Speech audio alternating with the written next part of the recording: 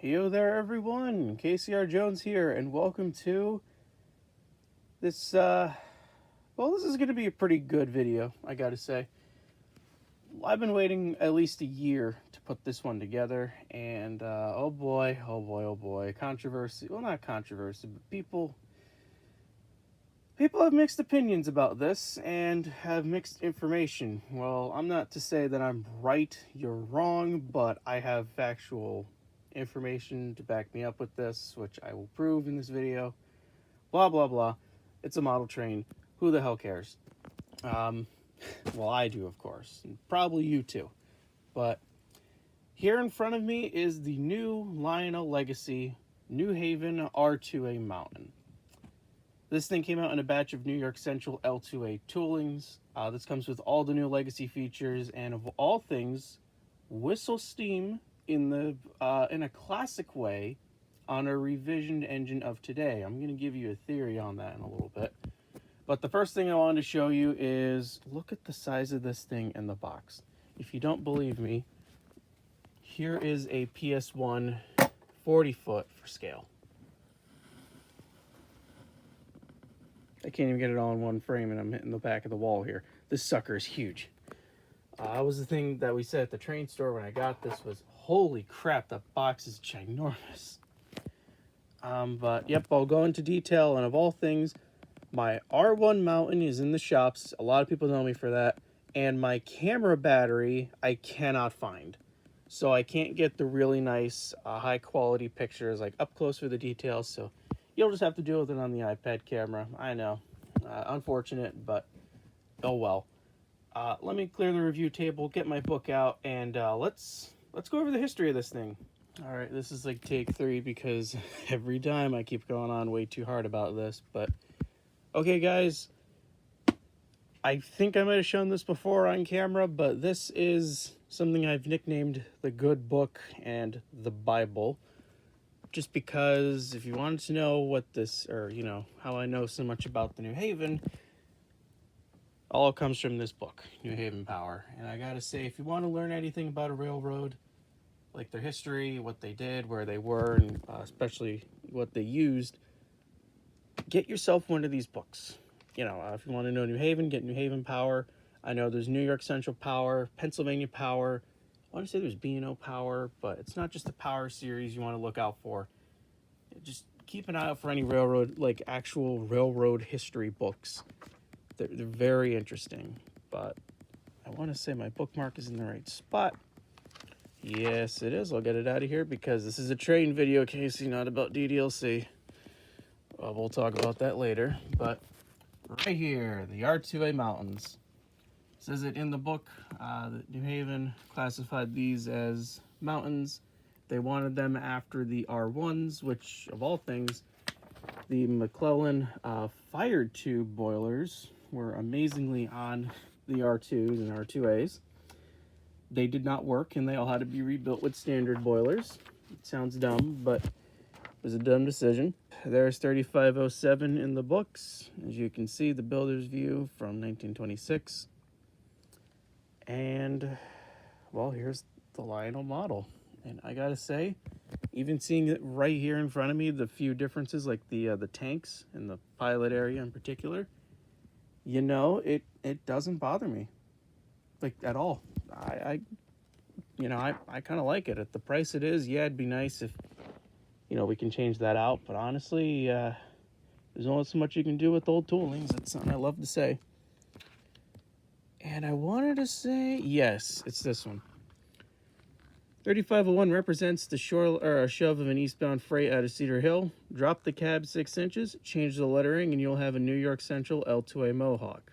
They're Alco, American Locomotive Company, first cousins.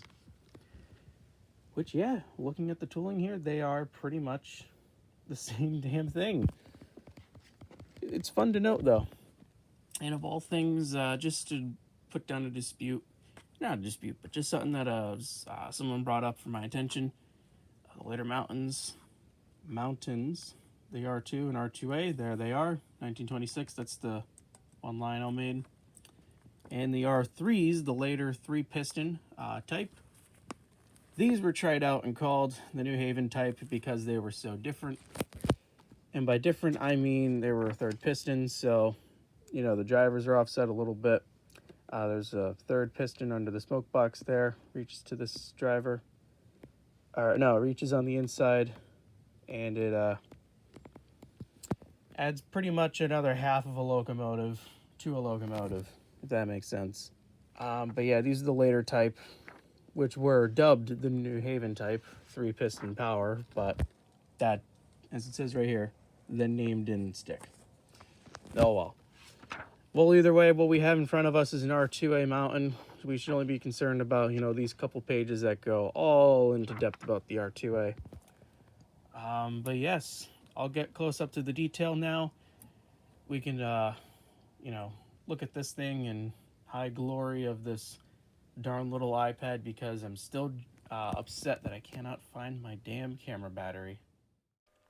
The New Haven's R-2-a mountains were built in 1926 by Alco of Schenectady, New York. There was only one prior R-2 3500 built, along with the 7 R-2-as built just after.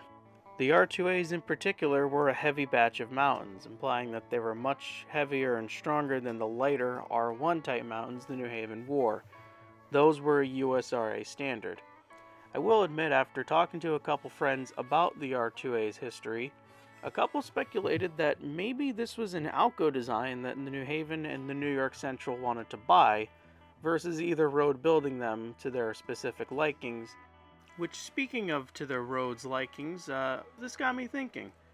Why did the New York Central call their 482s Mohawks? Well, it's the same story of the Hudson. When it came time to a new wheel type on the New York Central, the term mountain was already used and classed in the white system, so God forbid the New York Central would, you know, call a locomotive a mountain on their road. They decided to name it after another one of the rivers they pass, the Mohawk. When it comes to features, you can open up the roof hatches like this. The smoke box door opens up so you can look inside the smoke box. Probably the most interesting feature of all has to be the whistle steam smoke effect. You take off the steam dome here and you pour fluid down the stack and it comes out the whistle.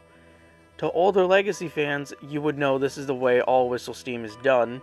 Newer Legacy engines have the dual smoke unit like as shown here on my 10-wheeler. I thought Lionel was phasing out the whole whistle steam smoke effect having independent units. They were moving towards putting everything as the dual smoke unit. My brain goes to two things. One, there wasn't enough room in the smoke box to fit a dual smoke unit, and I will admit it is pretty cramped in there. Or two, which I think is a little more plausible, Lionel knows this tooling is one of their best. Maybe it's sometime between the last batch was made and this batch, they attempted putting the whistle steam smoke effect into it before the dual smoke unit was really a thing. And last but certainly not least, I wanted to just show off my custom cab figures. These took me a very long time to get because I could not get the cab off of the shell. It was really difficult, but I got the engineer in the right spot. The fireman is kind of sitting up. I'm going to have to work on him to get him like properly sitting in the cab. But, I mean, it's passable. I really am running an engineer side to begin with, so that's what you really see. Right, I'm sure you heard me talk enough about this thing. Let's actually get her fired up. I'm just turning on the layout, or the track power, I should say. There's that buzz of it realizing there's a Legacy controller. I'm going to hold down the power up button, and let's start up the R-2-a. This is the Yardmaster. Get us set up running. Your train will be ready at 17:30. Over. Copy that, dispatcher. Standing by. Out.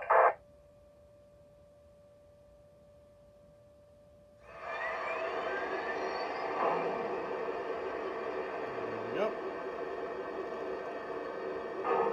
Okay. So it has that new startup where it takes a second to actually fire. I'm going to turn off the marker lights, which, by the way, you can change the color of them. it's in service, I like to keep them off. You can do the same with the front lights, by the way. Now, a lot of people are complaining that they're bright. The LEDs are like way too bright. It doesn't bother me that much, but what I will say is, on camera, you can kind of tell the green is a lot more powerful, I gotta say, than the white. And in person, that white is actually pretty darn tame. So if you don't like the green, just hold down the aux2 button till you get this remote, or this menu on your remote, and push the on button so they go to white. Although I'm going to keep them in green for this video. What I will also say is, I'm sure everyone knows about this, the whistle selection is not the best. And I think it has the same issue as my 10-wheeler. It does, where it forgets what the last whistle you selected was. So that's the hooter.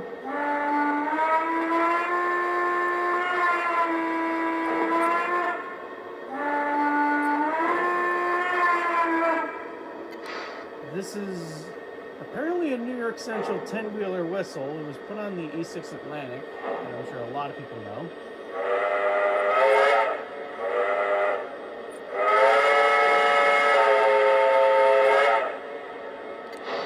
Here we have the, we're doing air quotes, the New York Central whistle.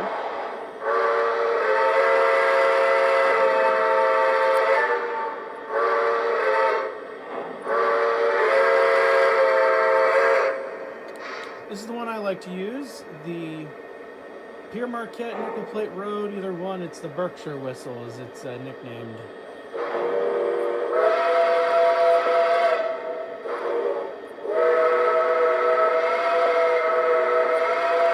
I do have to fill up the smoke units, by the way, they're very low.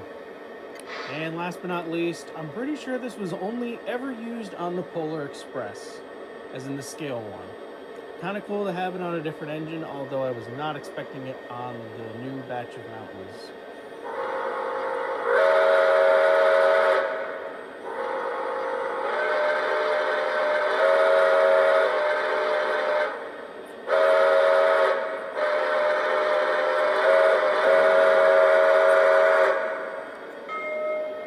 Funny enough, it does remember my pitch of the bells.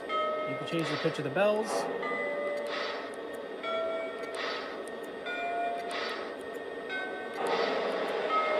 I do like that offset one. Anyway, I got a couple up to 20 cars. You can just see them around the layout there. There's the caboose. I'm going to fire up the signal, get the smoke units all nice and warm. And, well, we're going to run this around to show that this thing can pull. Until then, guys, my name is Casey R. Jones. Thank you for enjoying this video, and if you somehow did, make sure to give a like the video. If you haven't already, make sure to subscribe to the channel. It helps out a lot. If you want to see more of this engine, believe me, we're going to run this thing through hell for the next week, especially on Saturday at the museum. Yes, O-Scale Collection 2022 is actually going to happen. But yep, until then, guys, stay safe, take care. Any comments, feedback, questions, or concerns, let's chat in the comments, folks. All right, I'm going on way too long. Let's get this thing underway.